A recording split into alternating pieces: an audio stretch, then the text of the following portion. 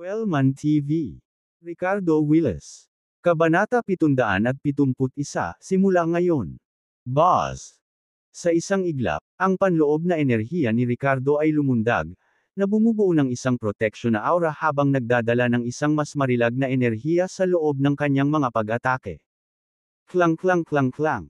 Walang tigil na bumangga sa mga anino ng letigo ang mahabang tauhan sa kamay ni Ricardo.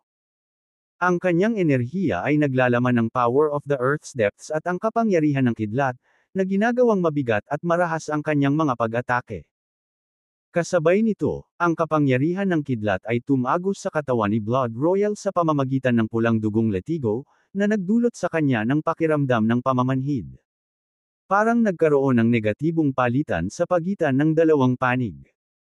Kasabay nito, mapanlikhang ginamit ni Ricardo ang mga metal na tauhan bilang talam upang ikalat ang mga anino ng letigo, lihim na isinalansan ang kapangyarihan ng sky-cleaving Startles 19 form, na nagre-resulta sa isang walang katulad na lakas kapag ginamit ng mag-isa o sunod-sunod. Swish swish swish. Habang kumilos si Blood Royal Mary, pansamantalang umatras ang apat na Bloodline Marquis. Gayunpaman, hindi sila idle, naglunsad sila ng tuloy-tuloy na pangmatagalang pag-atake sa Ricardo. Isang stream ng life force attacks ang dumaong sa Ricardo, na tinutulungan ng kanilang Blood Royal Majesty na lumikha ng gulo para sa kalaban. Ang iba pang mga bilang at mga duke, nang makita ito, ay sumunod din, lahat ay naglulunsad ng malalayong pag-atake laban kay Ricardo ng buong lakas.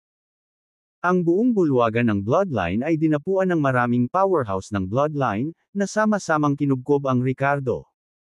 Ang lahat ng uri ng pag-atake ng puwersa ng buhay ay patuloy na bumaril patungo sa Ricardo. Ang eksena ay kahawig ng buong Bloodline, sa pamumuno ng Blood Royal, na kumukubkob sa isang amo. Basag. Sa wakas, pagkatapos magtiis ng isang pag-atake mula sa isang marquee-level powerhouse, si Ricardo ay sumuray-suray. Ang letigo ni Blood Royal Mary ay marahas na hamampas sa baywang ni Ricardo. Bilang pinakamalakas sa lahi ng mga vampira, ang lakas ng Blood Royal Mary ay maihahambing sa lakas ng isang nascent soul sa huling yugto ng powerhouse. Ang pag-atakeng ito ay nag-iwan ng nakakakilabot na sugat sa baywang ni Ricardo, na may dugong agad na mantsa sa kanyang damit. Ungol ni Ricardo, tense ang mukha. Ang sakit at pinsala ay nagdulot ng matinding galit at puot sa loob niya.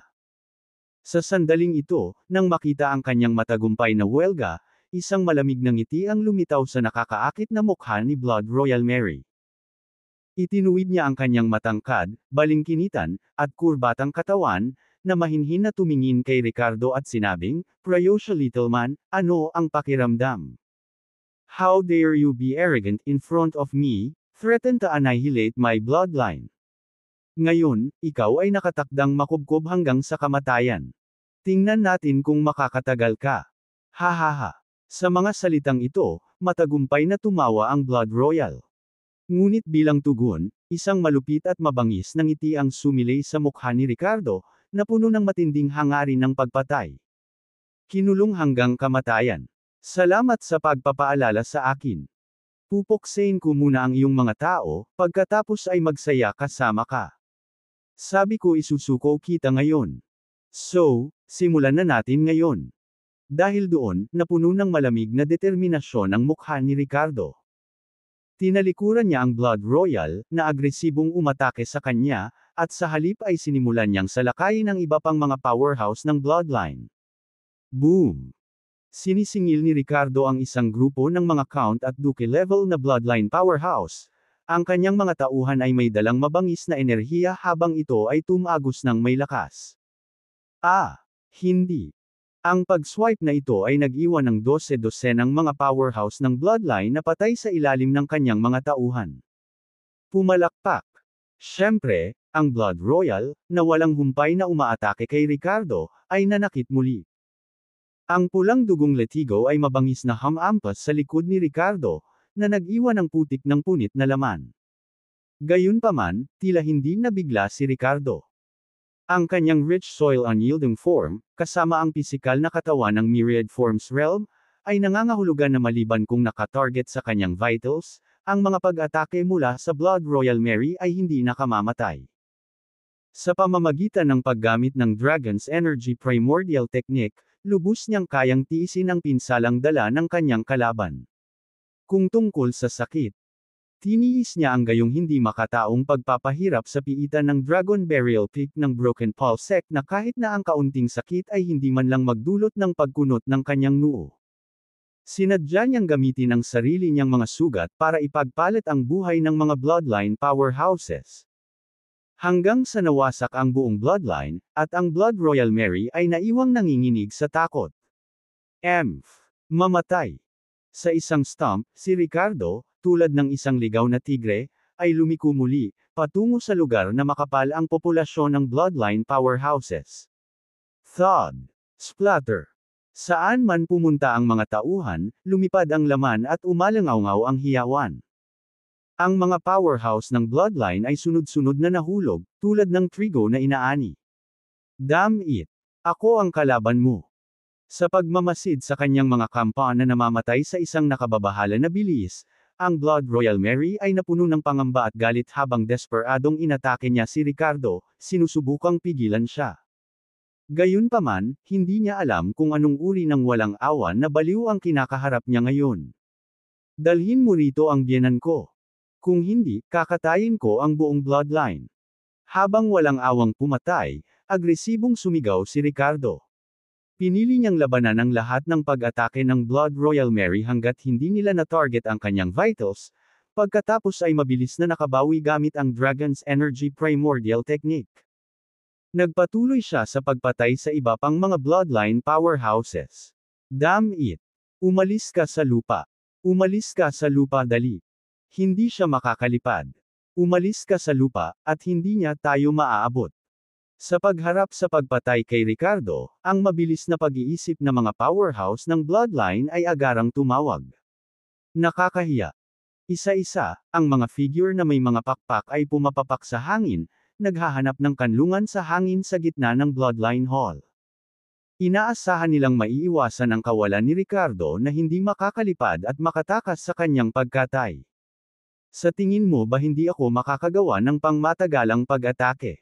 Tingnan natin kung saan ka makakapagtago. Nang makita ito, sumili ang walang awan ng ngiti sa mukha ni Ricardo. Ang kanyang masiglang panloob na enerhiya ay lumundag, bumuhos sa staff, at nagpakawala ng serye ng mga anino ng staff. Ang mga mid-air na bloodline powerhouse ay umiwas, ngunit nahulog pa rin mula sa mga pag-atake. Pero kumpara sa dating bilis ng pagpatay, medyo bumagal ito. Nang masaksihan ito, nakahinga ng maluwag ang buong bloodline, sa pag-aakalang nakahanap sila ng mabisang paraan para kontrahin siya. Gayunpaman, sa sandaling ito, si Augustus, na na-disable ni Ricardo at bumagsak malapit sa trono, ay tila biglang may napagtanto. Bulong niya sa sarili, epektibo ba talaga ito? Sa sumunod na segundo, parang nagkatotoo ang kanyang mga sinabi, na nagdulot ng nakakatakot na eksena na ikinagulat at ikinasindak ng buong bloodline.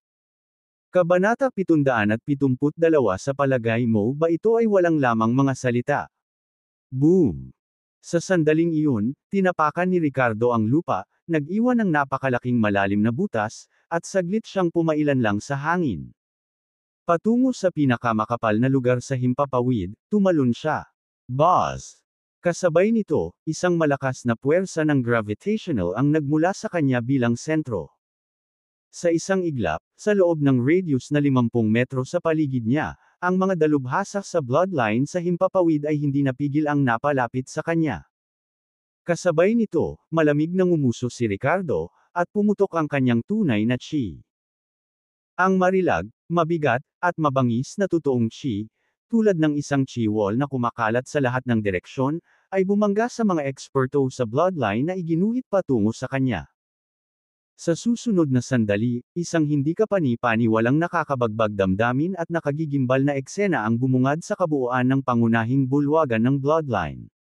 Sobrang visually impactful. Ang totoong chi na pinakawala ni Ricardo ay direktang nagdulot ng pagkamatay ng mga eksperto sa bloodline sa antas ng bilang, na naging ambon ng dugo. Ang mga katawan ng mga Duke-level powerhouses ay nagkapira-piraso. Para bang isang malaking paputok na kulay dugo ang namumulaklak sa himpapawid. Hindi. Sa panunood ng eksenang ito, hindi napigilan ng Blood Royal Mary ang pagkibot ng kanyang mga kalamnan sa mukha at nagpakawala ng dagandong na puno ng matinding sakit sa puso at galit. Ang ibang mga eksperto sa bloodline, kabilang ang 4 na Great Dukes, ay nakaramdam ng matinding takot sa kanilang puso. Hayaan mo ang biyenan ko, oh. Itutuloy ko. Pagka-landing, muling nalabanan ni Ricardo ang galit na pag-atake ni Blood Royal Mary, nang hindi man lang napatikip ng mata. Ang kanyang tono ay malamig at nangingibabaw. Takasan. Lahat ng miyembro ng bloodline, tumakas mula rito. Ibigay mo siya sa akin. Paos na sigaw ni Blood Royal Mary. Habang bumababa ang kanyang boses, hindi mabilang na mga eksperto sa bloodline, na parang binigyan ng pardon, ang lumipad palabas ng pangunahing bulwagan ng bloodline, nagmamadaling patungo sa teritoryo ng bloodline sa labas. Maari bang malampasan ako ng mga tao mo? Ang iyong mga tao, maaari ba silang mas mabilis kaysa sa akin? Hahaha. Patayin. Patayin hanggang ibigay mo ang biyenan ko. Nang makita ito, bumungad sa mukha ni Ricardo ang isang mapang-asar na panunuya, at agad din itong sumingil. Susuko ka ba o hindi? Naging blur siya, muling ginamit ang kanyang pisikal na larangan para akitin ang isang grupo ng mga eksperto sa bloodline. Sa isang iglap, napuno ng ambon ng dugo ang hangin, at ang mga paa at braso ay bumagsak na parang ulan. Kasunod noon, maraming bloodline powerhouses ang sumugod palabas ng bloodline main hall at tumakas sa iba't ibang direksyon. Si Ricardo ay random na pumili ng direksyon at hinabol sila. Hindi pinapansin o tinatanggap ang mga pag-atake ni Blood Royal Mary, halos patayin niya ang lahat ng eksperto sa bloodline sa direksyong ito. Hindi lang iyon, habang nasa daan, nakapatay din siya ng malaking bilang ng mga miyembro ng bloodline na mas malakas sa lakas at katayuan. Marami sa lakas ng mga miyembro ng bloodline na ito ay hindi man lang umabot sa antas ng bilang. Sila ay mga ordinaryong mamamayan lamang na naninirahan sa teritoryo ng bloodline. Sa isang pag-atake lamang mula sa Ricardo, malaking bilang ng mga nasawi ang natamo. Hindi. Bastos. Itigil mo na. Namumula ang mga mata ni Blood Royal Mary, pinagmamasdan ang sariling mga tao na namamatay sa kanyang harapan, tila nagdurugo ang kanyang puso. Ang populasyon ng bloodline ay hindi pa lumampas sa 30,000. Sa paraan ng pagpatay ni Ricardo, tila nalalapit na ang panganib ng paglipol. Itigil mo na. Bilang isang tao, dapat kang mapagkakatiwalaan. Sabi ko lipulin ko ang bloodline mo, kaya lilinisin ko ito. Ihambing natin at tingnan kung sino ang unang pumatay, hindi ba? Hahaha. Malamig na tawa ni Ricardo. Kung ikukumpara sa masasamang bloodline, siya ay tila isang mapagmataas na Panginoon ng demonyo. Huwag magsalita tungkol sa mga inosenteng ordinaryong miyembro ng bloodline. Walang inosente sa mundong ito. Dahil gumawa sila ng inisyatiba upang pukawin siya, dapat nilang bayaran ang presyo. Si Ricardo ay hindi kailanman naging isang maawang santo na ina. Naranasan ang lamig ng mundo at nasaksihan ang kalupitan at kasamaan ng kalikasan ng tao, ang kanyang puso ay orihinal na malamig at matigas. Iniintindi niya lang ang mga taong pinapahalagahan niya. Katulad ngayon, ang kaligtasan lang ng biyenan niyang si Cara ang inaalala ni Ricardo. Upang mailigtas ang kanyang biyenan at hindi pabayaan si Miranda, ang pagpuksa sa buong bloodline ay walang kabuluhan. Prayosya man, isa kang demonyo. Ang Blood Royal Mary ay nagngangalit ang kanyang mga ngipin at nagmura. Salamat sa papuri. Nag-iba ng direksyon si Ricardo at nagpatuloy sa pagpatay sa ibang direksyon, walang tigil na umaatake. Kamahalan.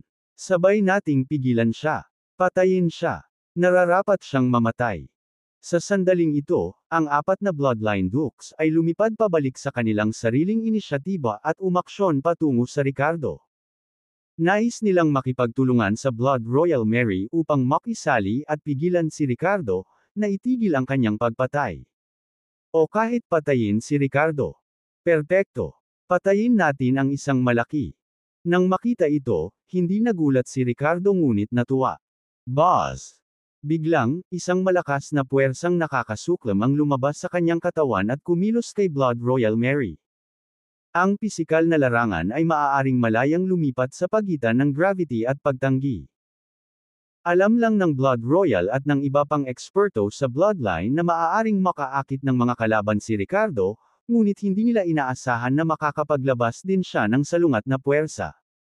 Dahil sa kawalan, ang Blood Royal, na akmang sasalakayin si Ricardo ng buong lakas, ay biglang natigilan sa bilis at nadadapa pa sa likuran. Sinamantala ni Ricardo ang pagkakataong ito, malamig na humirit si Ricardo at ginamit ang kanyang mga metal na staff para isagawa ang sky-cleaving Startled Swan 9 form, na tumama sa reyna na si Duque Luna, isa sa 4 na Great Dukes. Ang strike na ito ay hindi lamang ang sky-cleaving Startled Swan 9 form lamang. Isa itong hakbang na may pinagsama-samang epekto. Ang kapangyarihan nito ay halos 10 beses na mas malaki kaysa sa karaniwang pag-atake ni Ricardo. Flop. Habang humaharap sa hampas ang reyna na si Duque, tumindig ang mga balahibo ng kanyang buong katawan, pilit na pinipigilan ito ng buong lakas. Gayunpaman, ang pag-atakeng ito ay isang hindi mapigil ang pagdurog na suntok, na walang awang damapo sa kanya. Sa isang mahinang putok, isang Duque-level na bloodline na powerhouse na maihahambing sa nascent soul mid-stage ay pinalipad. Ang kalahati ng kanyang katawan ay guti-guti, gumuguho at nalilito. Ang kanyang puso ay direktang nawasak. Kapangyarihan ng kamatayan ay mabilis na nabura at nilipol ang kanyang sigla. Pagkalapag niya, nanginginig ang kanyang katawan ng ilang beses bago siya huminga ng kanyang huling hininga. Panginoon Luna. Hindi. Nang masaksihan ang eksenang ito, umungal ang Blood Royal Mary sa paos na boses, na parang nanginginig ang kanyang kaluluwa sa takot. Ang iba pang 3 Grand Duke ay napuno din ng patuloy na pagkabalisa. Sa pagtingin sa mga mata ni Ricardo, isang matinding takot ang nahayag. Maging ang mga makapangyarihang bloodline na individual ng antas ng Duke ay napatay ng solong welga ni Ricardo. Kung kapantay nila ang lakas ni Luna, sino kaya ang susunod? Kung pati ang mga Duke ay maaaring patayin ng ganoon lang, ang lalaking ito na si Prayosha ay nagyayabang lamang ng mga walang laman na salita kapag sinabi niyang lilipulin niya ang buong bloodline. Kabanata 773, Pagkompromiso sa pagpatay. Walang magawa ang Blood Royal Mary habang pinatay ni Ricardo ang isa sa kanyang pinakamakapangyarihang tribo. Isang matinding kalungkutan at galit ang bumalot sa loob niya. Nang makita ang walang buhay na katawan ng kanyang mga katribo na nagkalat sa bloodline domain, nakaramdam siya ng matinding kawalan ng kapangyarihan. Ang human powerhouse na ito ay may katapangan na mag-isa na patayin ang bloodline.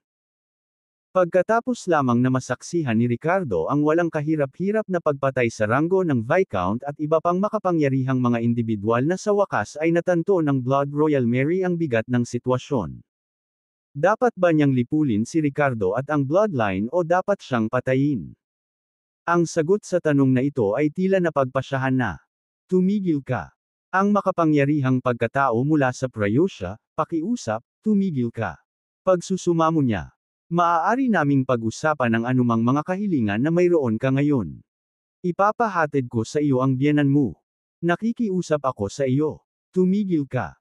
Sa wakas, sa isang malalim na pakiramdam ng kawalan ng kakayahan, pinigilan ng Blood Royal Mary ang kanyang panloob na puot at galit, binawi ang kanyang pulang-pula na latigo.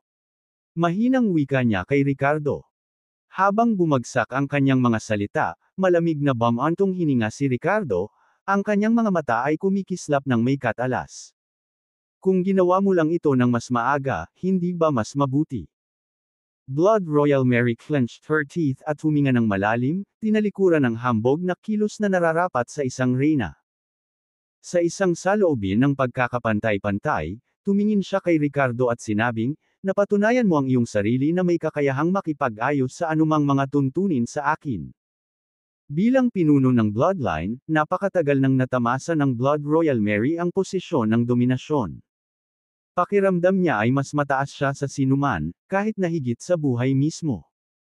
Ang kanyang mga utos ay parang mga sagradong kautusan na kailangang sundin ng iba. Paano siya maaaring makipag-ayos sa Ricardo sa una? Lalo na nang si Ricardo ay may hawak na hostage mula sa bloodline para makipagkita sa kanya. Gaano man magsalita o kumilos si Ricardo, ang una niyang saloobin sa kanya ay supilan o patayin man lang siya. Ngunit noong pinatay ni Ricardo ang mga nagparamdam sa Blood Royal Mary na walang kapangyarihan ay napagtanto niya na siya ay isang pag-iral na may kakayahang makipag-usap sa kanya bilang kapantay. Kailangang sabihin na ito ang panuntunan ng mundong ito.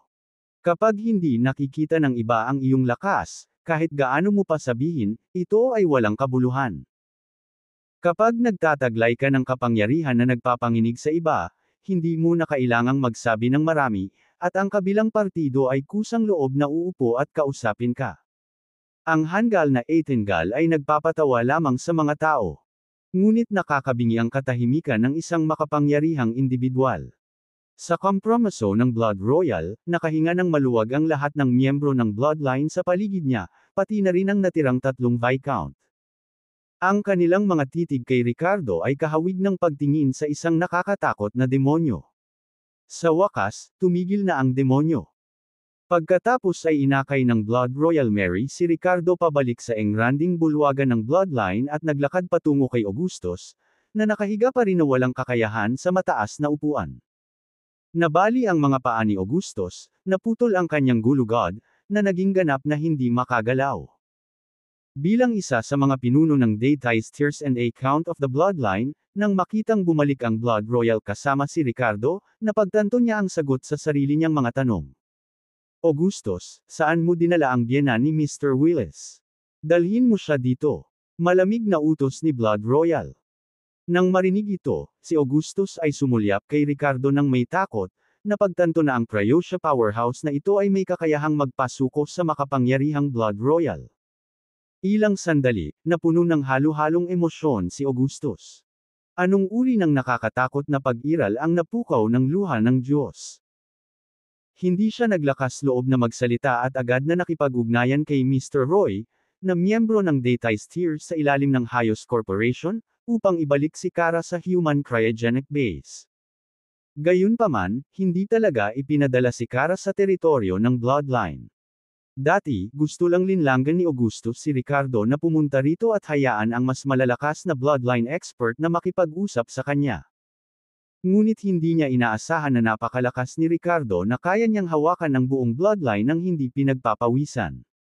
Pinapabalik siya sa Hyos Corporation. Nanlamig ang mga mata ni Ricardo habang nagtatanong. Mr. Willis, ang pagpapabalik sa kanya sa Hyos Corporation ay ang pinakaligtas na opsyon dahil ang iyong biyenan ay nasa cryogenic sleep pa rin. Rest assured, walang direktang relasyon ang Hyos Corporation sa Deities Tears, si Mr. Roy lang ang miyembro ng Deities Tears, paliwanag ni Augustus na may mapait na ngiti. Malamig na sumangot si Ricardo at naghintay dito ng halos kalahating oras. Sa panahong ito, naging tense ang kapaligiran sa Bloodline Grand Hall, at binalot ng katahimikan ang lugar habang ang lahat ay nagpupumilit na huminga. Si Ricardo, na puno ng dugo at naglalabas ng isang nakakatakot na aura, ay tahimik na tumayo, na nagbibigay ng matinding presyon sa lahat. Sa wakas, nang makatanggap si Augustus ng tugon mula sa kanyang mga nasasakupan, tumawag si Ricardo sa telepono kay Miranda, na humihiling sa kanya na pumunta sa Human Cryogenic Base ng Hyos Corporation upang kumpirmahin kung si Kara ay ipinadala doon. Matapos matanggap ang kumpirmasyon, sa wakas ay pinakawalan ni Ricardo ang kanyang pag-aalala. Mr. Willis, ligtas at maayos ang iyong biyenan, at hindi ka rin natalo. Ngayon, pwede ka na bang umalis? Tinitigan ng mabuti ni Blood Royal Mary si Ricardo at nagtanong sa malalim na boses. Ang presensya ng Prayosha Powerhouse na ito, na nalampasan siya sa lakas, ay nagbigay ng napakalaking pressure sa Blood Royal Mary hanggat naroon siya. Hindi niya ito mapatay, ngunit taglay niya ang kapangyarihang lipulin ng bloodline. Gusto ng Blood Royal Mary na umalis si Ricardo at alisin sa sarili ang kalamidad na ito. Umalis. Inagaw mo ang aking biyenan at sinubukan mong hulihin ang aking asawa, na inilagay sa panganib ang aking buhay, at ngayon ay inaasahan mong aalis na lang ako.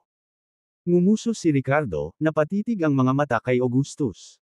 Nang marinig ito, bumalatay sa mukha ni Blood Royal Mary ang matinding galit.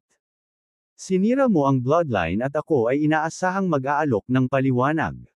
Ngunit nang makasalubong niya ang mga tingin ni Ricardo, isang bakas ng mamamatay tao na intensyon din ang dumaan sa kanyang mga mata. Magaling. Bibigyan kita ng paliwanag.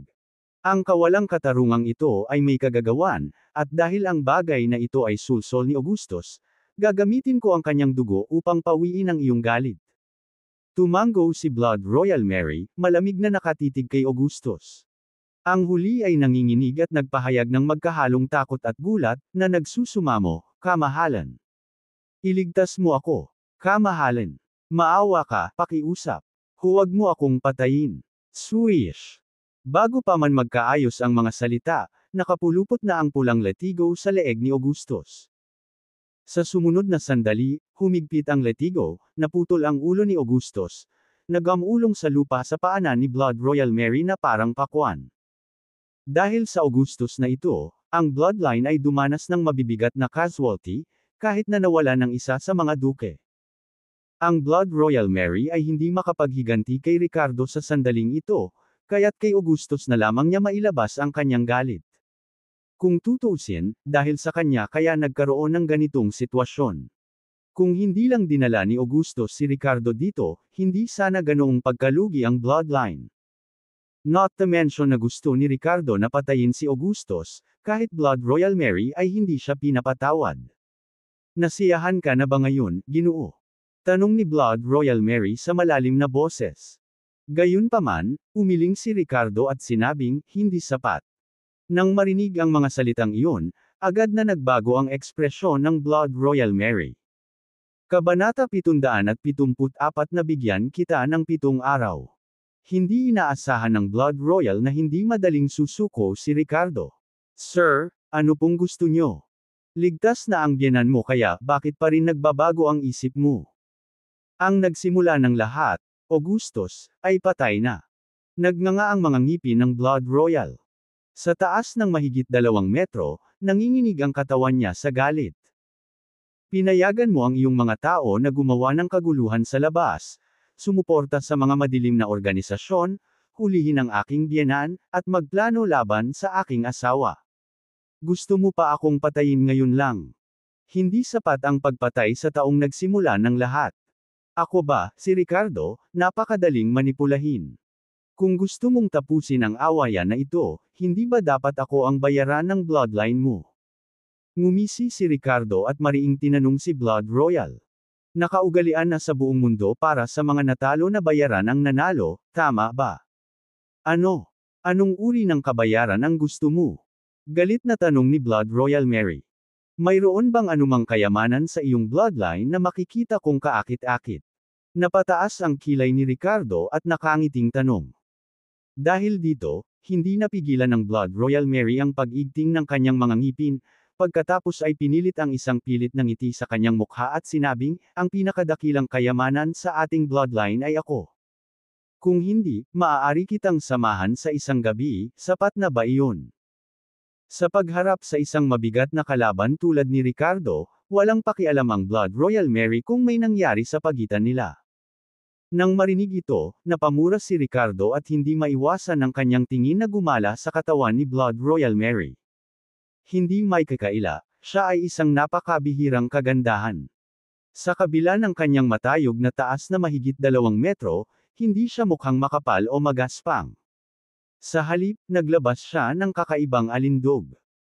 Sa kanyang mga payat na binti na mahigit sa 1 metro, hubog na baywang at balakang, at isang pang-akit na maaaring magpahulog sa mga lalaki sa isang hindi mapaglabanan na dibdib, siya ay para siyang isang napakamarangyang stretch limo na madaling kumitil ng mga buhay kapag hinihimok. Ngunit sinulyapan lang siya ni Ricardo at walang pag-aalinlangan na umiling. Palibhasa'y nakapaligid sa mapang akit at walang katulad na Diyos ang presidente araw-araw, nagkaroon siya ng malakas na pagtutol sa kagandahan.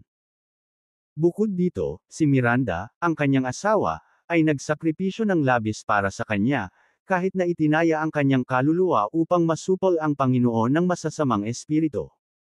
Sa ganitong sentimiento, wala siyang magawa na magtaksil kay Miranda. Higit pa rito, si Ricardo ay hindi naghahanap ng panandaliang kasiyahan, ngunit nasa salat na mga benepisyo na tutulong sa kanyang paglaki. Kamahalan, inaamin kong napaka-tempting mo, pero pasensya na, wala akong ganoon kabigat na panlasa. Hindi ako interesado sa mga babaeng hindi tao. Ipakita sa akin ang ilang katapatan. Mayroon ka bang anumang mga cultivation scripture, banal na sandata, o anumang kayamanan na makapagpapalakas sa isang tao? Nakatitig si Ricardo kay Blood Royal Mary habang nagsasalita. Dahil dito, nawala agad ang ngiti ni Blood Royal Mary at napalitan ng matinding galit at pagkasuklam. Ang lalaking Prayosha na ito ay walang interes sa kanya at talagang gusto niya ng kayamanan mula sa kanya. Hindi mo masyadong mapipilit ang swerte mo. Nakaranas kami ng matinding pagkalugi sa bloodline ngunit hindi namin hiniling sa iyo na bayaran kami. Ngayon gusto mong mangikil sa amin. Sa tingin mo madali akong target. Oo, hindi kita kayang patayin, pero hindi mo rin ako kayang patayin. Kung ipipilit mo ang iyong kapalaran, ang kahihinatnan ay magiging kakilakilabot. Huwag mong isipin na kaya mo akong takutin at i-blackmail sa gusto mo. Kung kaya mong sirain ang bloodline, makakahanap din ako ng pagkakataon na patayin ang iyong mga tao. Mabagsik ang tono ng Blood Royal Mary at mukhang handa na siyang harapin si Ricardo. Dahil dito, pinaikit ni Ricardo ang kanyang mga mata at sinabing, "Oh. Sa tingin mo ba hindi kita kayang patayin?" Pagkasabi nito, gumawa siya ng isang talisman na natatakpan ng rune sa kanyang kamay, na naglalabas ng kakaibang enerhiya. Ang anteng-anteng na ito ay ang tagapagligtas na minsang ibinigay sa kanya ni Sullivan. Katulad ng suppressing talisman na ibinigay niya kina Miranda at Nora, maaari itong magpakawala ng atake na kasing lakas ng isang Void Reclusion early stage expert kapag napunit. Ngayon na ang kanyang relasyon kay Sullivan ay sumama, nakita ni Ricardo ang anteng-anteng na ito bilang isang potensyal na banta. Sa pag-iisip na ito, nagpasya si Ricardo na gamitin ang anteng-anteng na ito upang takutin ang Blood Royal at isecure ang kanyang mga interes. Kaya, pinunit niya ang anteng-anteng. Boss! Sa isang nakakatakot na pag-akyat ng enerhiya, isang malaking golden palm print ang naganap sa kalagitnaan ng hangin. Makokontrol ito ni Ricardo upang i-target ang isang partikular na direksyon. Ang hitsura ng golden palm print na ito ay agad na nagpabago sa kutis ni Blood Royal Mary dahil nagdala ito ng matinding panganib. Natitiyak niya na ang kapangyarihan ng print ng palad na ito ay maaaring magbanta sa kanyang buhay. Tumigil ka. Ano ang sinusubukan mong gawin? Sumigaw si Blood Royal, nadilat ang mga mag-aaral at gulat na ekspresyon. Hehe. Marahan na tumawa si Ricardo, at sa sumunod na sandali, hinampas niya ang golden palm imprint patungo sa tuktok ng engranding bulwagan ng bloodline. Boom! Sa isang iglap, ang reinforced Grand Hall, na pinatibay ng lihim na sining ng bloodline, ay nagkaroon ng malaking butas sa kisame nito. Nagsimulang manginig ang buong bulwagan, na tila ba nasa bingit ng pagguho anumang oras. Gayunpaman, kahit na natusok ang golden palm imprint sa bulwagan, nanatili itong hindi kapani-paniwalang solid, na parabang ang kapangyarihan nito ay nabawasan lamang ng 1/10 o higit pa. Unti-unti itong naglaho nang umabot na sa langit. Namula ang mukha ni Blood Royal Mary, na nagpapakita ng magkahalong pagkabigla, takot, at pangamba.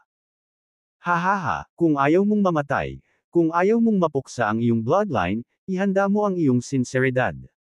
Deklara ni Ricardo. Bibigyan kita ng 7 araw.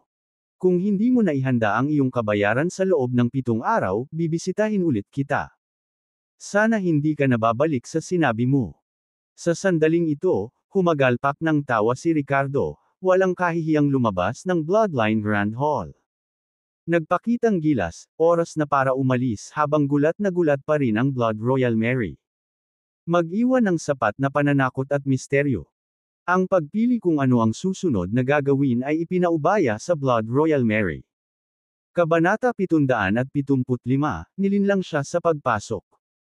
Matapos lisanin ang teritoryo ng Bloodline, nag-iiwan ng sapat na pananakot para sa Blood Royal at sa mga bangkay ng daan-daang eksperto sa Bloodline, umalis si Ricardo ng ganoon lang. Ang buong bloodline domain ay napuno ng matinding kalungkutan at galit. Ang hangin ay napuno ng matinding amoy ng dugo at amoy ng kamatayan.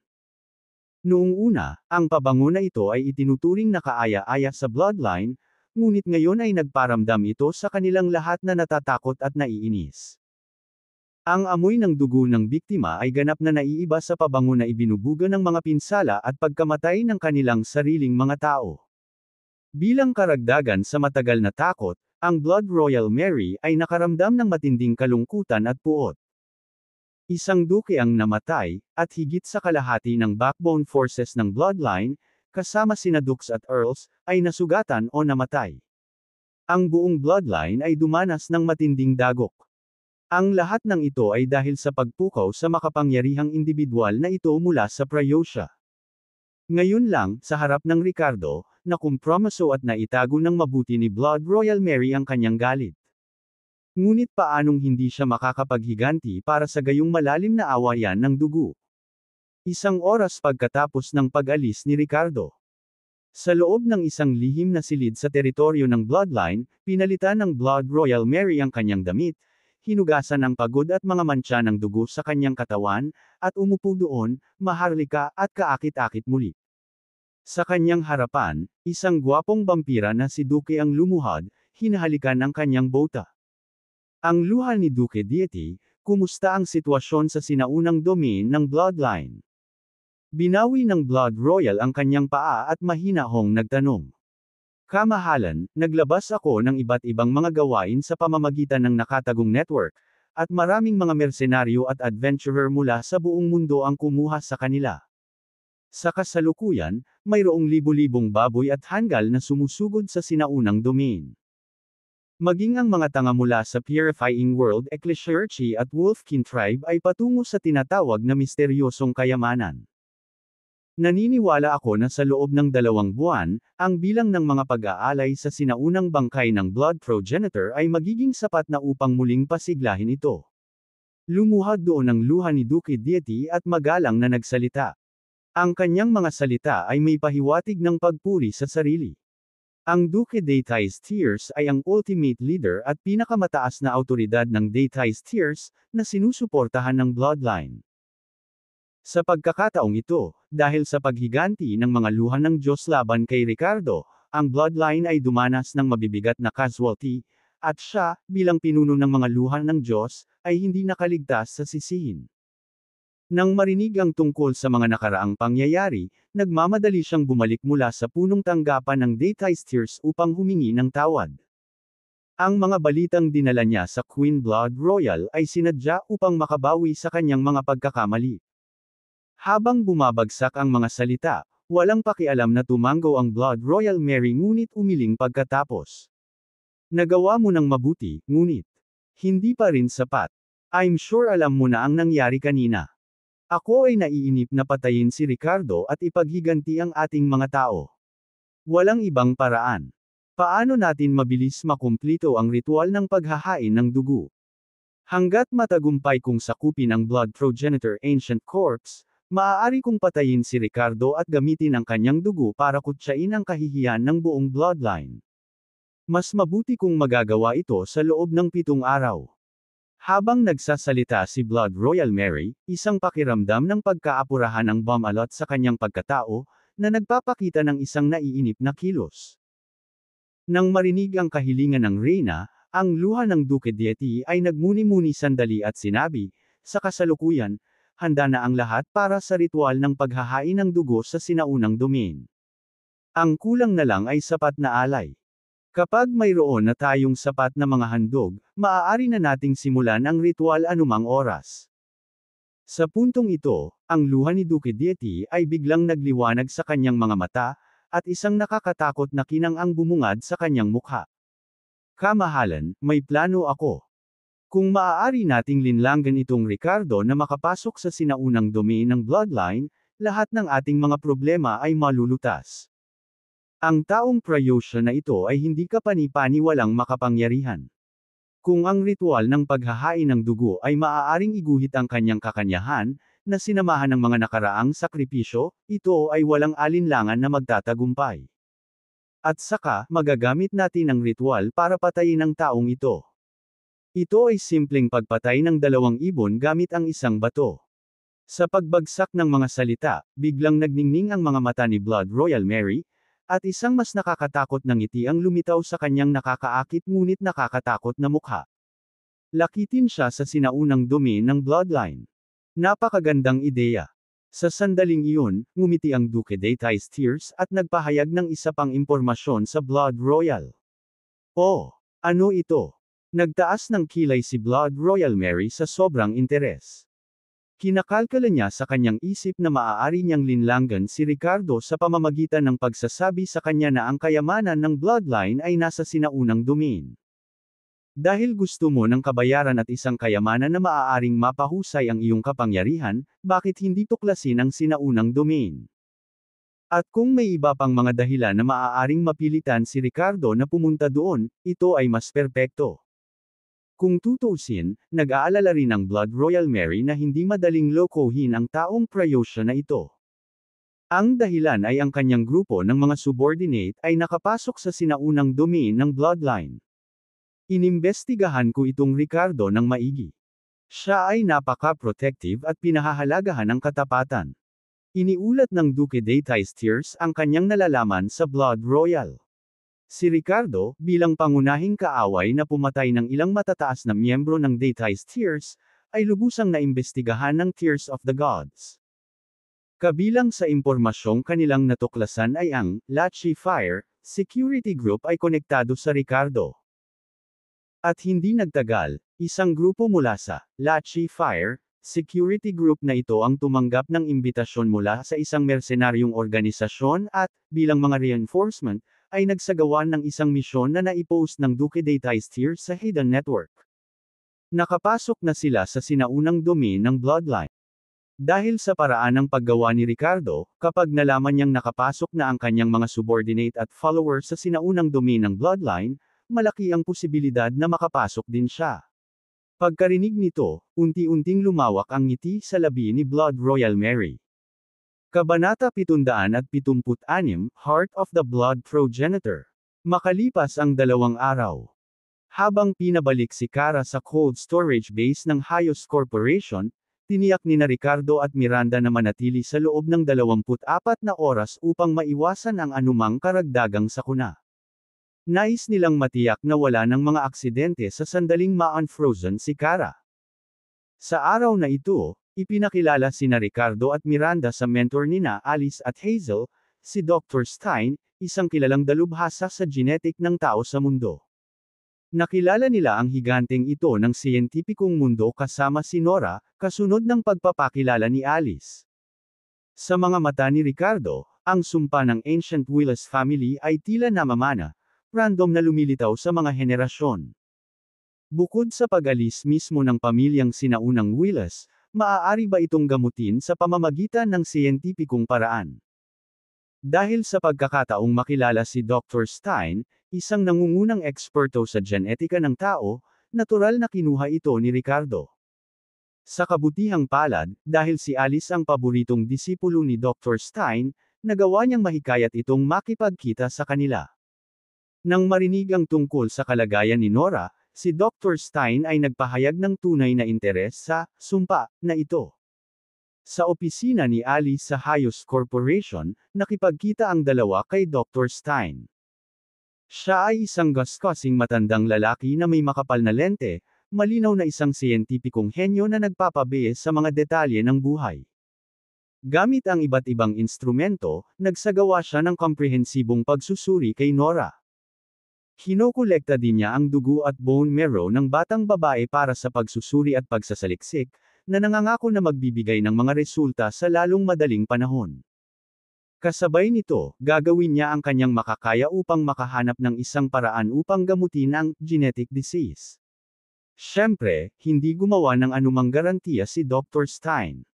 Handang subukan nina Ricardo at Miranda ang anumang bagay, at nasisiyahan na sila basta't ginawa niya ang kanyang makakaya.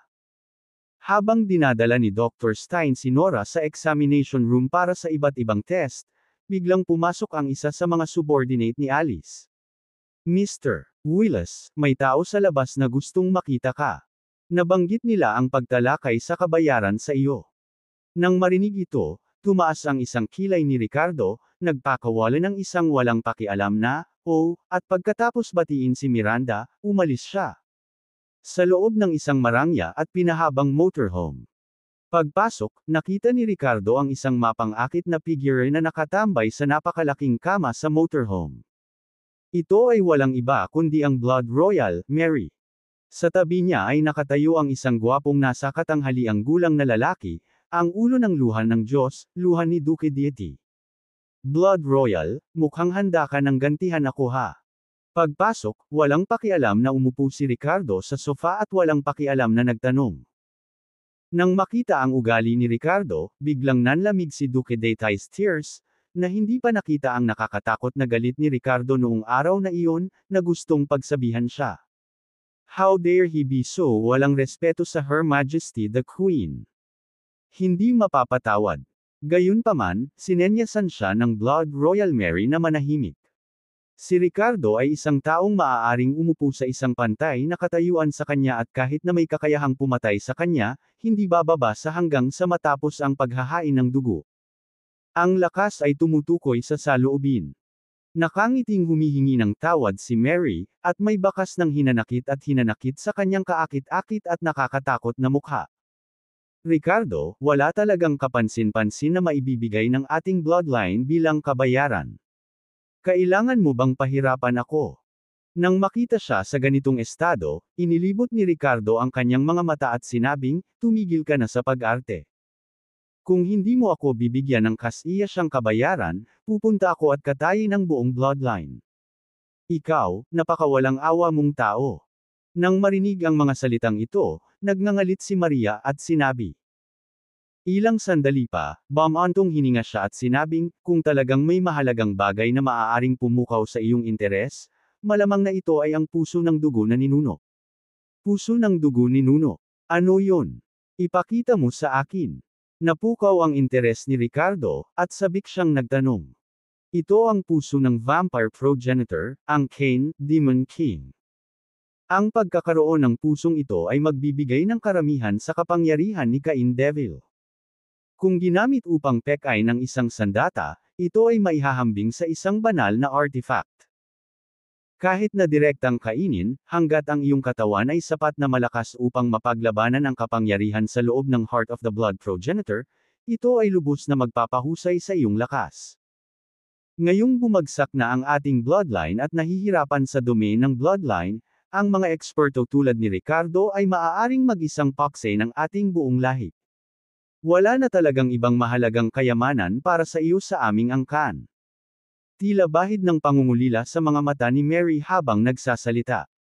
Ang mapagmataas na Blood Royal ay talagang lumitaw na kaawa-awa sa harap ni Ricardo, na ikinagulat ng Duque de Tears at nagpapataas din ng ilang paghanga.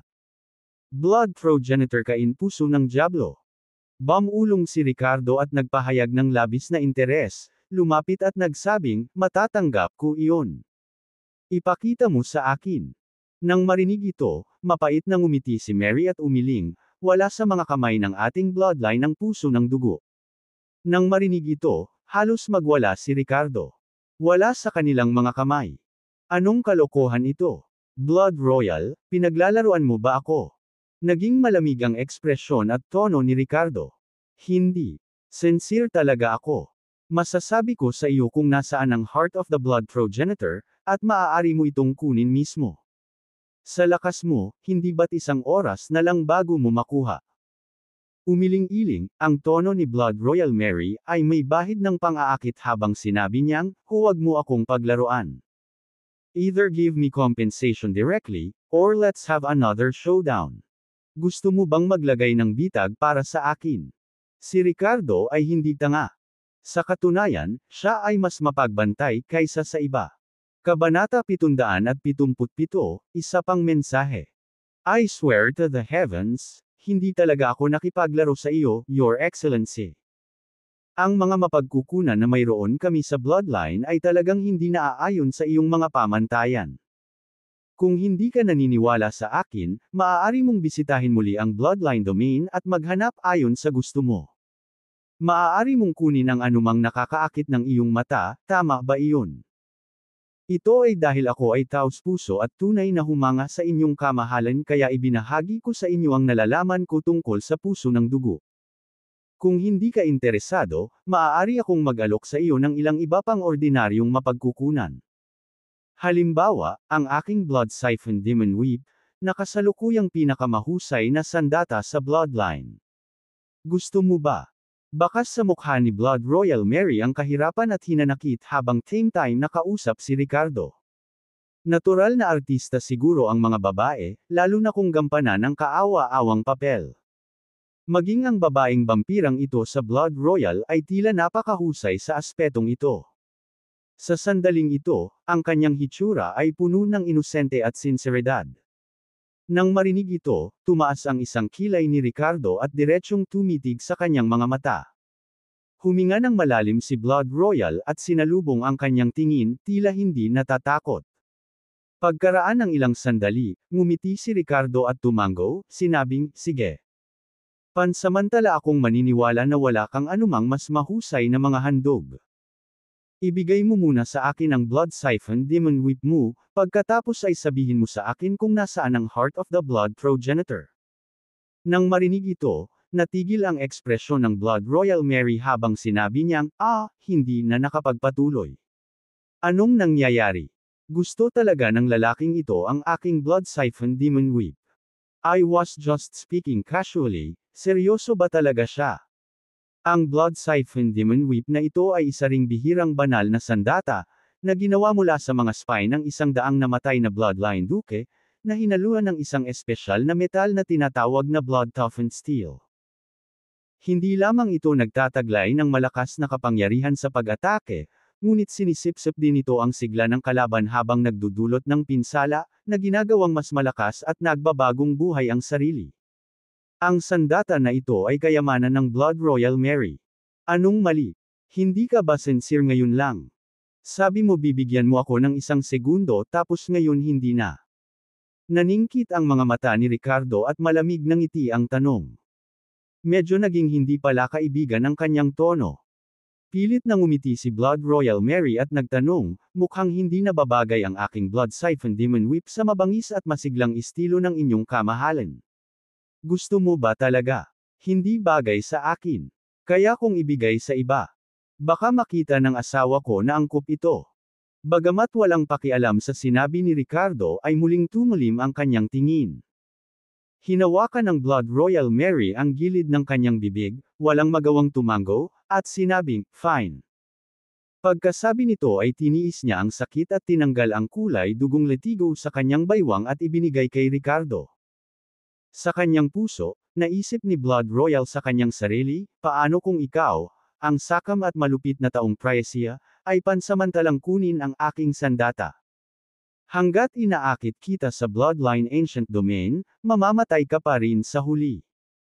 Kapag ang seremonya ng paghahain ng dugo ay matagumpay na naisaaktibo, magagawa kong duminahin ang lahat. Sige, ibuhos mo yan. Nasaan ang Heart of the Blood Progenitor? Matapos suriin sandali ang Blood Siphon Demon Whip at kumpirmahin na walang problema, inilagay ito ni Ricardo sa kanyang storage bag. Sa sumunod na segundo, interesado siyang nagtanong. Sinaunang domain ng Bloodline. Ito ay isang domain kung saan nanirahan ang ating Bloodline libu-libong taon na ang nakakaraan. Ang Bloodline na si Cain Devil ay nahulog sa isang partikular na lugar sa loob ng Bloodline Ancient Domain. Hanggat nahanap mo ang bangkay ni Cain Devil, maaari mong makuha ang Heart of the Blood Progenitor. Dito, mayroon akong mapa ng Bloodline Ancient Domain na ibibigay sa iyo. Maaari mong gamitin ang mapa na ito upang hanapin ang bangkay ni Cain Devil kapag nakapasok ka na. Sa seryosong ekspresyon, inilabas ng Blood Royal Mary ang isang mapa ng balat ng tupa mula sa kanyang katawan. Sinulyapan ito ni Ricardo, nalaman na may marka rin ito ng posibleng lokasyon ng bangkay ng Demon King na si Cain. Dahil dito ay nagtaas siya ng isang kilay na nagtatanong at nagtanong, dahil ang puso ng dugo na progenitor ay isang kayamanan, bakit hindi ito kunin ng iyong bloodline at makuha ang kapangyarihan nito? Wow, may mapa talaga ang bloodline, ngunit hinahayaan nilang mawala ang ganoong kayamanan at hindi na sila mismo ang kumuha nito. Kahit anong isipin mo, parang hindi ka panipaniwala. Sa sandaling bumagsak ang mga salita, bumantong hininga ang Blood Royal Mary at sinulyapan ang Blood Tears Duke sa tabi niya. Naintindihan naman ng Dugo Tears Duke at pumalit na magpaliwanag kay Ricardo. Mr. Ricardo, paanong hindi natin gustong makuha ng bloodline ang Heart of the Blood Progenitor? Mas gusto namin ito kaysa sa iba. Gayunpaman, ang Bloodline Ancient Domain ay parang ipinagbabawal na lupain para sa ating bloodline. Dahil si Cain Devil ang ninuno ng mga vampira, ang kanyang bloodline ay may ganap na suppressive effect sa atin. Kapag nakapasok na ang ating bloodline sa Bloodline Ancient Domain, ganap na tayong masusupol ng kapangyarihang ibinubuga ng bangkay ni Cain Devil pagkatapos ng kanyang kamatayan. Mas mahina tayo kaysa ordinaryong tao. Maging ang Empress mismo ay hindi kayang labanan ang bloodline suppression na ito. Nahaharap sa mga blood corpses na binubuo ng mga dating miyembro ng bloodline sa loob ng sinaunang domain, wala tayong laban at maaari lamang maghintay para sa kamatayan. Sa makatuwid, hindi tayo maaaring pumasok sa ating sarili at hanapin ang puso ng dugo ng ninuno. Maaaring hindi mo ito alam, ngunit ang Deity's Tears ay aktwal na nag-post ng maraming mahal na misyon sa dark web, na humihiling sa iba na kunin ang Heart of the Blood Progenitor para sa atin. Gayunpaman, hanggang ngayon, walang nagtagumpay. Ngunit naniniwala kami na sa lakas ni Mr. Willis, ang pagpasok sa Bloodline Ancient Domain at pagkuha ng Heart of the Blood Progenitor ay magiging isang piraso ng cake para sa iyo. Ang pinakamakapangyarihang blood corpses sa loob ay maihahambing lamang sa isang eksperto sa antas ng duke, na hindi katugma sa iyo. Pagkatapos ng lahat, hindi ka miyembro ng bloodline at hindi masusupol ng bloodline ni Cain Devil. Kapag nakuha mo na ang Heart of the Blood Progenitor, ito ay magiging iyo. Detalyadong paliwanag ni Duke Deity's Tears. Pagkatapos niyang sabihin, tumingin si Blood Royal Mary kay Ricardo at ngumiti, kung interesado ka, maaari kang pumunta sa Bloodline Ancient Domain. Siyempre, kung wala ka pa ring tiwala sa amin, maaari mong piliin na sumuko.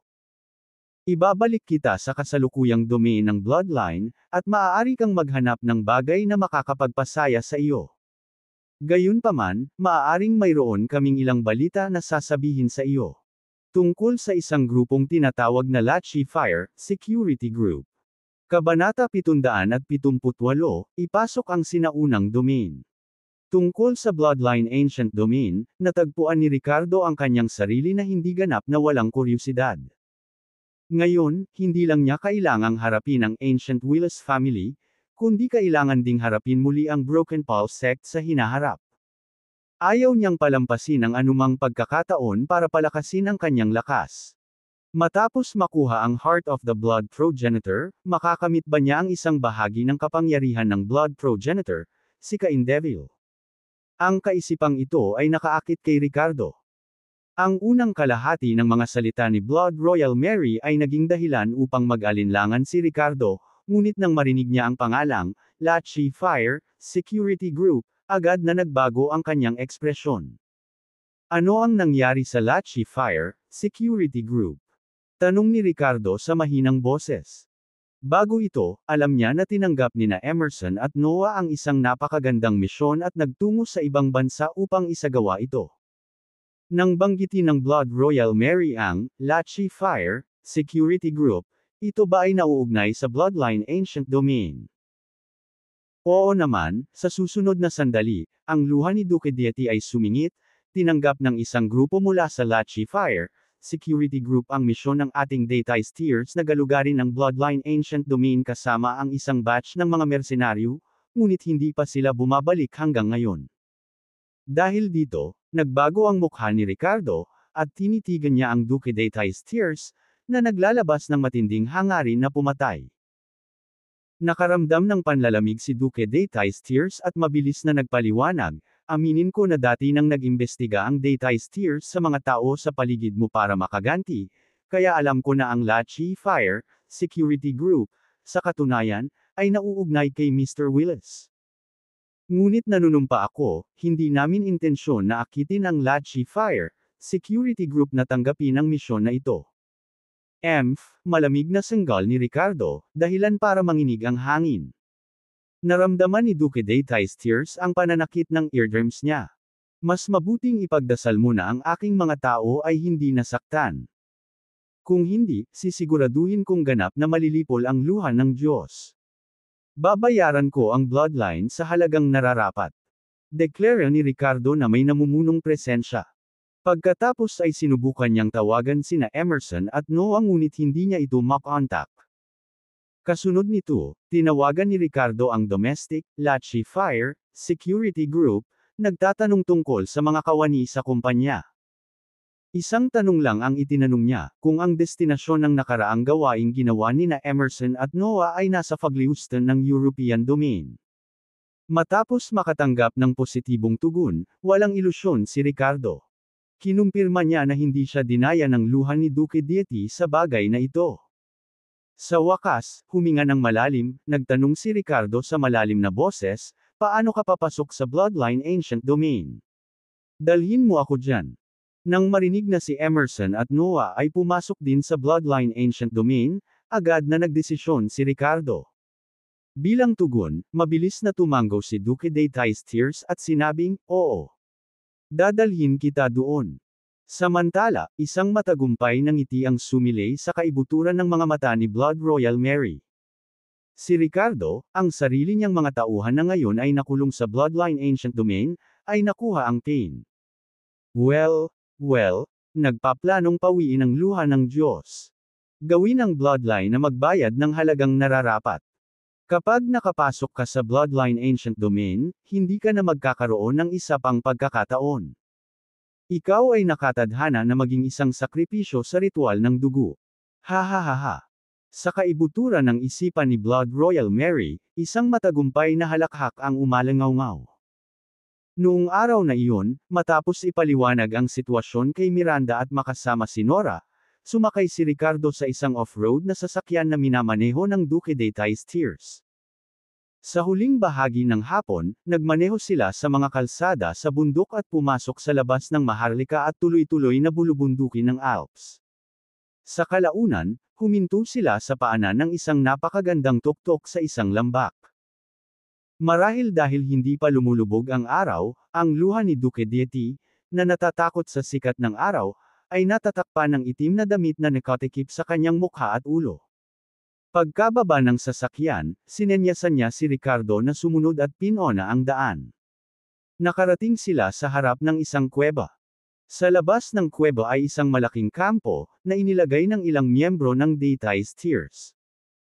Bilang karagdagan sa kanila, may mga logistic personnel at ilan sa mga upahang mersenaryo at adventurer na nakatanggap ng gawaing galugarin ng Bloodline Ancient Domain, naghihintay sa kanilang mga kasama na bumalik. Gayunpaman, hanggang ngayon ay wala pang nakabalik na pumasok. Ang mga mersenaryo at adventurer na ito ay nagtataglay ng isang nagbabantang premonition.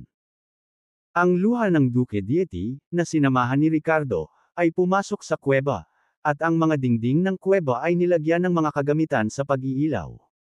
Nagpatuloy sila hanggang sa makarating sila sa dulo ng kuweba at nakita nila ang isang malabo na gate.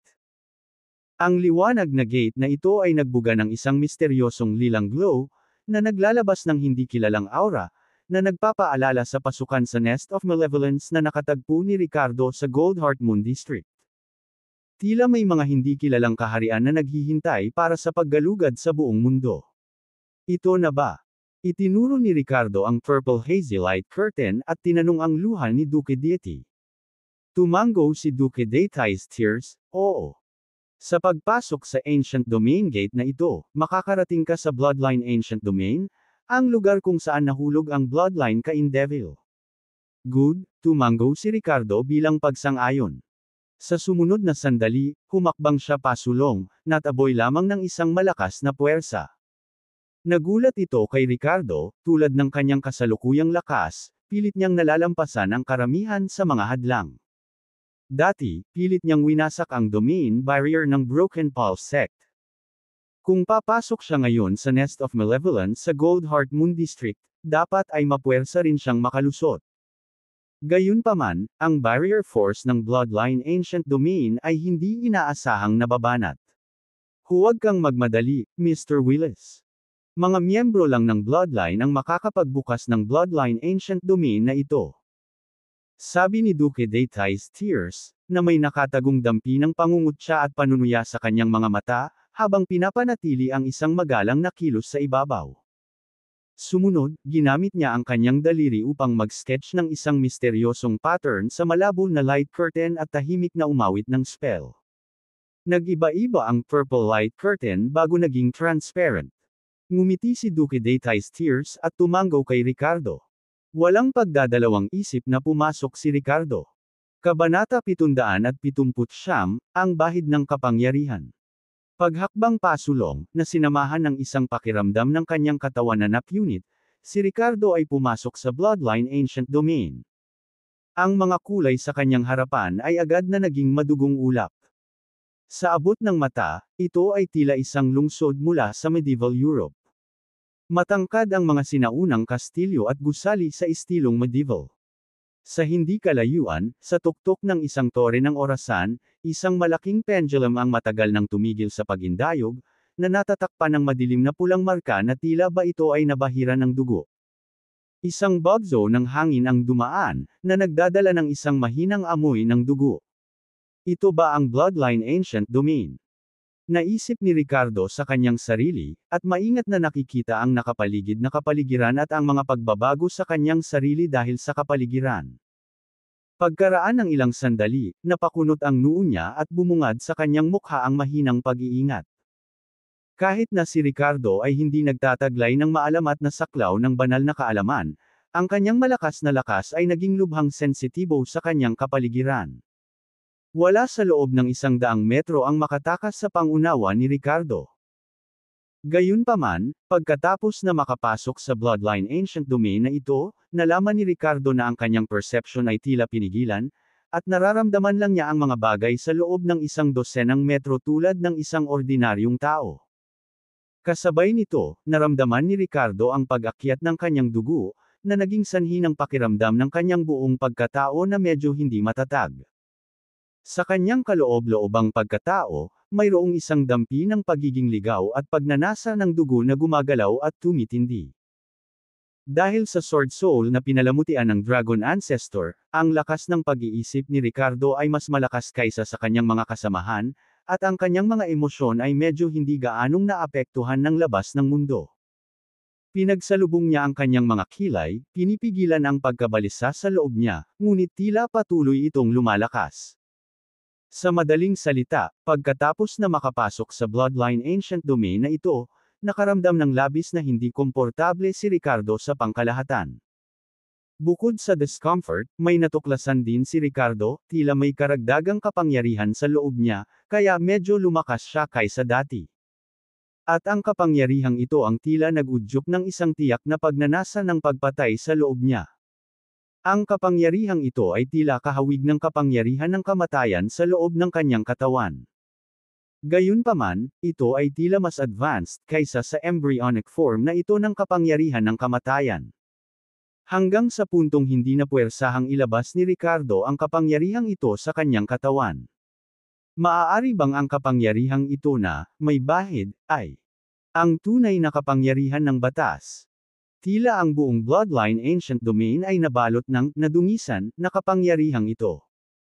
Isang tiyak na haka-haka ang lumitaw sa puso ni Ricardo. Ayon sa mga antas ng paglilinang, sa itaas ng Nascent Soul Realm ay ang Void Reclusion Realm. Ano ang Void Reclusion? Nangangahulugan ito ng pananaw sa kawalan. Ang kawalan dito ay tumutukoy sa isang tiyak na uri ng kawalan ng laman sa pagitan ng langit at lupa, isang kapangyarihan na tunay na umiiral, isang kapangyarihan na nagpapatakbo ng mga batas ng langit at lupa. Upang makapasok sa Nascent Soul Realm, kailangan ng isa na maunawaan ang embryonic form ng batas at makipag-ugnayan sa dantian ng kanilang Nascent Soul.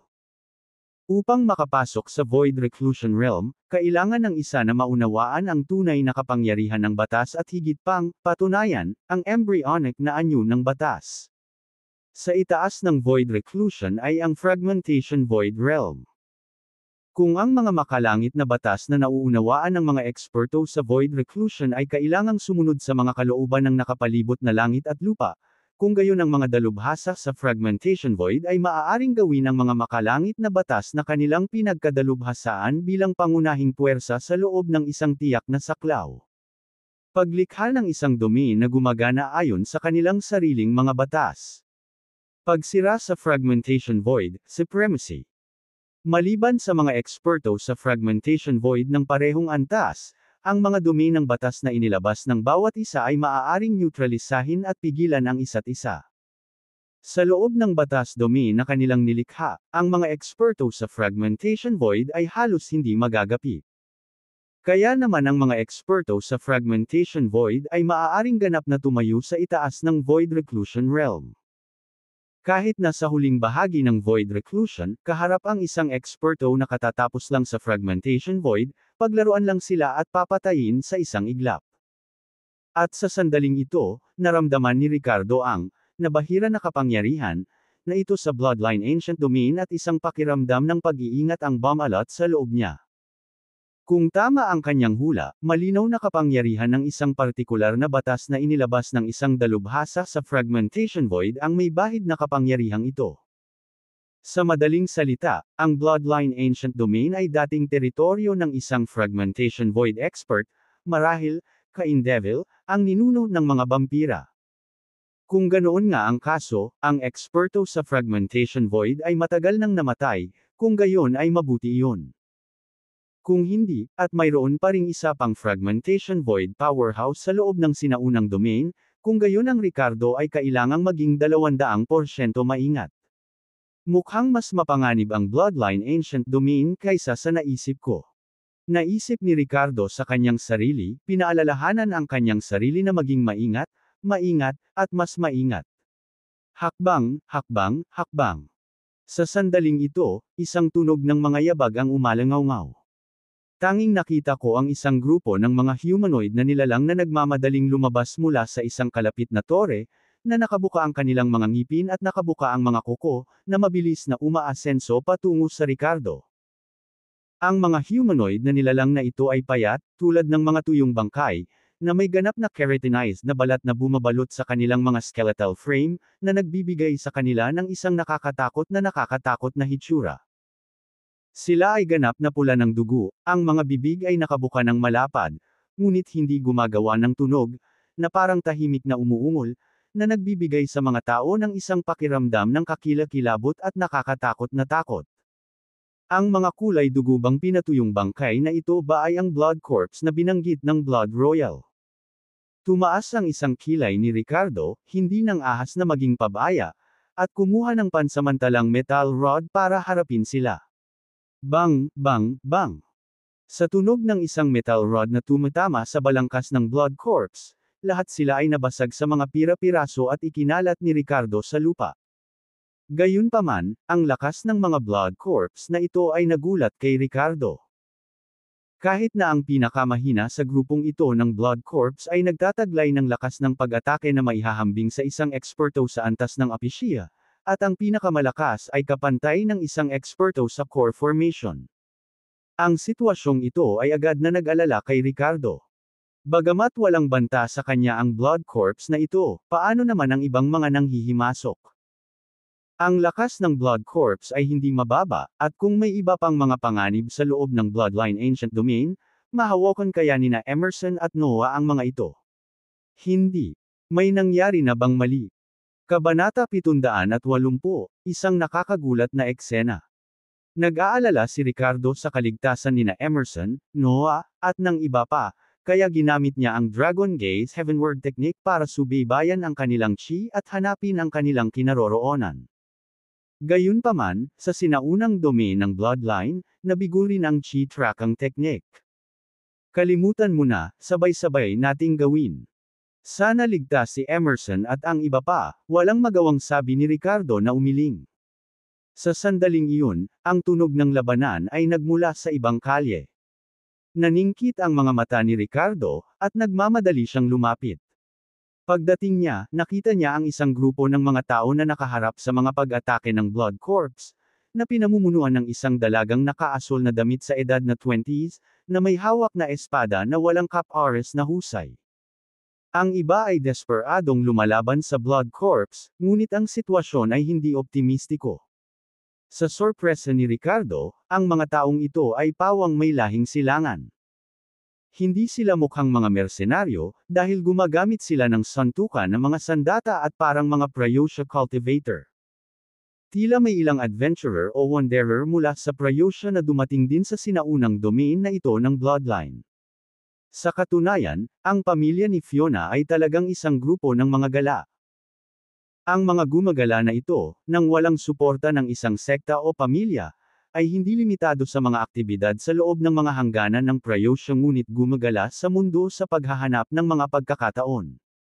Nagmamadali silang lumapit sa tuwing may narinig silang balita. Sa mga miyembrong lumalaban sa Blood Corps, lahat sila ay gumagamit ng totoong chi, ngunit may bakas ng pagkauhaw sa dugo, katulad ng blood chi ng bloodline. Natarante si Ricardo, ngunit nang makita niya ang pamilyar nilang mga mukha ng silangan sa isang banyagang lupain, nagpasya siyang makialam at tulungan sila. Mabilis siyang sumugod at naglunsad ng pag-atake sa Blood Corps na umaatake sa grupo. Ang babaeng nakaasul na damit at ang kanyang mga kasama ay nagulat, na nagpapakita ng matinding pagbabantay at puot. Ang ilan ay sumuko pa sa pag-atake sa Blood Corps para puntiryahin si Ricardo. Matapos talunin ang ilang Blood Corps, biglang nakaramdam si Ricardo ng bugzo ng hangin sa likod ng kanyang ulo at mabilis itong naiwasan ng walang pag-aalinlangan. Pagkatapos, tinitigan niya ang taong umatake sa kanya at nagtanong, "Ano ang gusto mo?" Ham. Ang ham ng taong iyon ay tila may nakitang pagkalito sa reaksyon ni Ricardo. "Tumigil ka. Nandito siya para tulungan tayo," mapilit na pakiusap ng babaeng nakaasul na babae sa kanyang mga kasama. Sa tulong ni Ricardo, mabilis na inalis ng grupo ang Blood Corps, na naging mga bangkay lamang. Gayunpaman, ang sumunod na tanawin ay bahagyang nagbago ang mukha ni Ricardo. Nakahandusay sa lupa ang isa sa mga sugatang miyembro ng grupo na may nakakakilabot na sugat sa leeg dahil sa pag-atake ng Blood Corps. Tila nawalan siya ng mas maraming enerhiya kaysa sa nakukuha niya. Sumunod na ikinagulat ni Ricardo, walang awang nilapitan ng babaeng nakaasul ang damit at sinaksak sa puso ang kanyang buhay. Napakunot noo si Ricardo, naiinis at nanlamig sa kinikilos ng babaeng nakablo. Bagaman ang nasugatan na lalaki ay malamang na mapapahamak, ang personal na pagpatay sa isang kasama bago mamatay ay tila napakawalang galang at walang puso. Nakaramdam ng panghihinayang si Ricardo, iniisip kung maling tao ba ang natulungan niya. Gayunpaman, ang ibang mga tao sa paligid ng babaeng nakasuot ng asul ay hindi nag-react ng kakaiba, na parang nakasanayan na nila ito. Ang sumunod na sitwasyon ay lalong ikinagulat ni Ricardo. Ang katawan ng namatay na lalaki ay halatang natuyo sa mabilis na takbo, na parabang may mabilis na humihigop sa kanyang dugo at laman. Kasabay nito, isang daloy ng kulay dugong chi ang umagos mula sa bangkay at hinigop ng babaeng nakasuot ng asul. Pinaikit ni Ricardo ang kanyang mga mata, nagulat nang maramdaman na bahagyang tumaas ang lakas ng babae matapos masipsip ang kulay dugong chi. Bagamat hindi gaanong tumaas, talagang naging mas malakas siya. Nalilito sa sitwasyon, ipinakilala ng babae ang kanyang sarili bilang si Thelma Neal, isang miyembro ng Frigid Dawn Wandering Cultivators Association. Prayosha cultivator ka rin ba? Ikaw ba ay isang galao mula sa isang sekta? Tanong ni Thelma. Ricardo, ako ay isang lagalag na walang sekta, walang pakialam na sagot ni Ricardo, hindi masigasig dahil sa pagpatay ng babaeng nakaasul na babae sa nasugatan na lalaki. Dahil kakapasok mo lang sa sinaunang domain ng bloodline, mayroon ka bang ibang mga kasama? Tanong ni Thelma. Saglit na nag-alinlangan si Ricardo, umiling, at sumagot, hindi. Nang marinig iyon, nagliwanag ang mga mata ni Thelma. Bakit hindi ka sumali sa aming Frigid Dawn Wandering Cultivators Association? Mag-usap tayo habang naglalakad. Sige, pagsang-ayon ni Ricardo. Pagkatapos ay pinangunahan ni Thelma si Ricardo sa isang daanan sa ilalim ng lupa, Posibleng iwasan ang blood corpse o iba pang mga panganib. Totoo ba na walang sinumang pumasok dito na lumabas? Tanong ni Ricardo. Tumango si Thelma at sumagot, oo. Bakit ganun? Dito ba tayo makulong at mamamatay? Nagtaas ng kilay si Ricardo. Iyon ay bahagi lamang ng dahilan. May isa pa, may kakaibang ngiti sa mukha ni Thelma. Bakit nagmamadaling umalis? Anong masama kung nandito ka?